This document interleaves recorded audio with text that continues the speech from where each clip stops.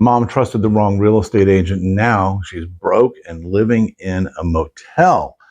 How the heck does this happen? I mean, real estate agents are supposed to be professional. I've been one for over 30 years, but we know that there's a lot of people in all businesses who are, a little less scrupulous than what they should be. And so what happened in this particular case was that mom needed to sell the house. She just needed to sell. She had to get going, but she wanted to get as much money as she could for the house.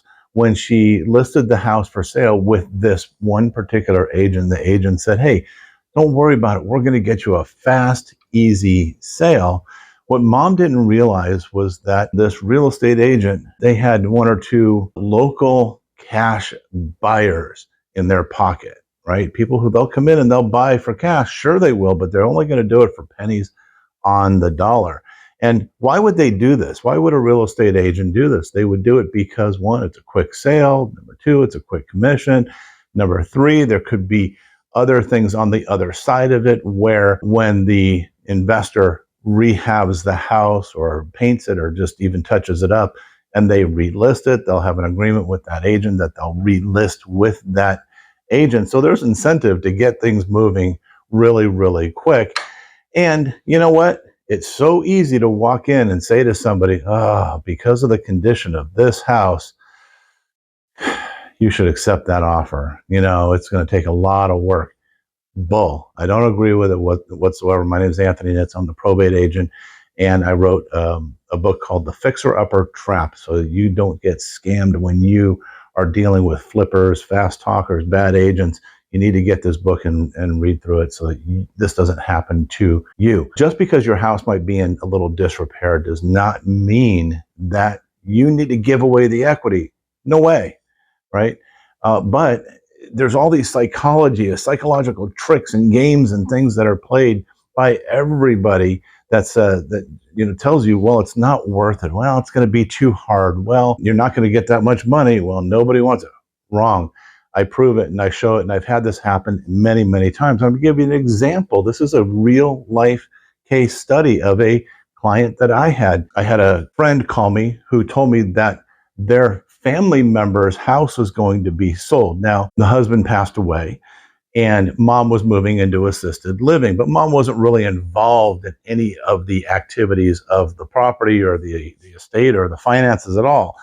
She kind of had her own stuff going on. That's just an arrangement that they had. So dad had appointed as as administrator of the estate, because it was in a trust, to a gentleman. This gentleman was highly educated. He was a professor at a local college. And if I'm not mistaken, I believe it was actually in the area of finance or something or math, something to do with numbers, right? So you can't tell me he didn't understand numbers. And he also had a home very similar to the one that was being sold in the area, with less than a half a mile away from this particular home. So he had to have known what the values of the properties were, right?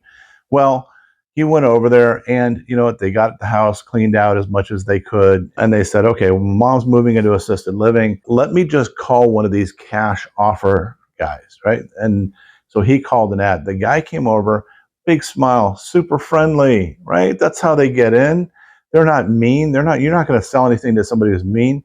They're going to tell you what you want to hear, but they're going to do it on their terms. The guy offered him $550,000 for this house. Now, I'm in Orange County, California. If you know anything about Orange County, California, you know there's no such thing as a $550,000 house, even in bad shape.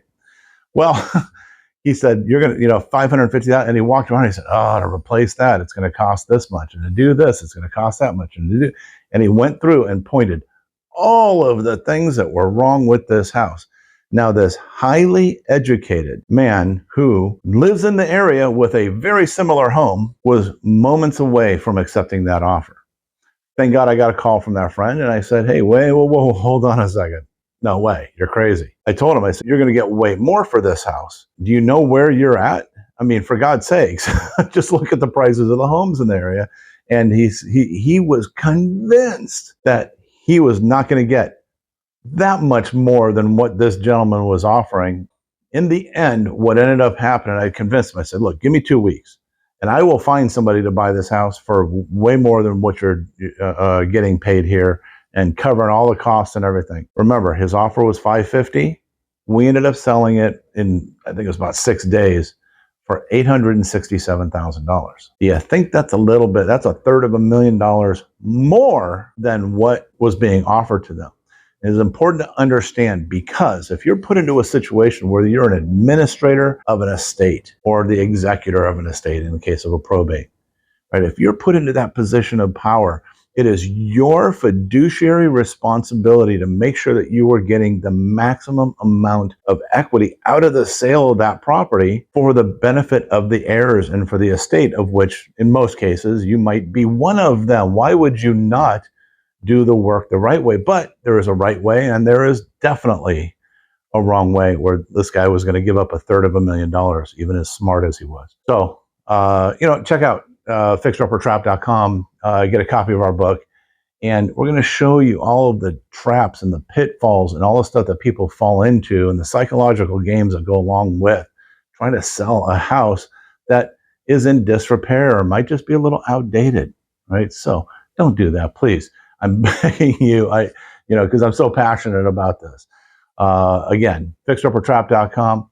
If I can be of assistance, even on that link, there's a way for you to schedule a call with me directly if you want to have a conversation as well.